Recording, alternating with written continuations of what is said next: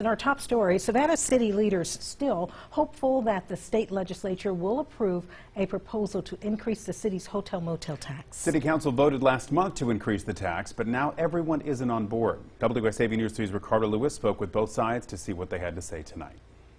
The city manager is addressing the status of the hotel-motel tax proposal. It was set to increase from 6% to 8%, but that plan has stalled. 4 council members have expressed their concerns to the Savannah area legislative delegation.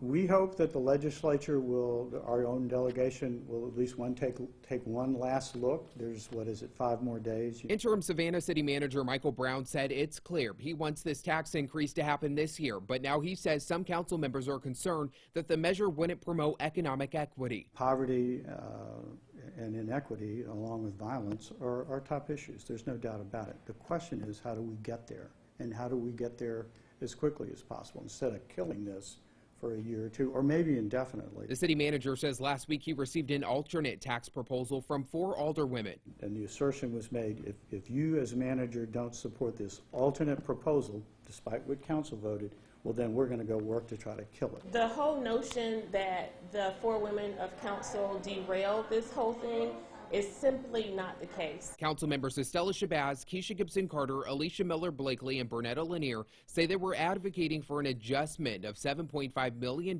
for other city projects. They say some council members were shut out of final discussions on the increase, so they took their concern to the legislative delegation. Once we received the real meat of what had been sent to the delegation, it was decided that it was not as authentic as we originally thought. The city planned to use the money to fund city projects, focus on minority-owned businesses and more. Alderwoman Gibson-Carter says some funding requests that were presented for further review weren't taken up. While there were a few nuggets in there for various districts and various individuals, we want to make sure that this is good for all of Savannah. While there isn't enough consensus among officials to get things done, the plan will remain on hold unless the delegation decides to take a second look at the proposal. Those opposed say this will give the city more time to develop a stronger plan.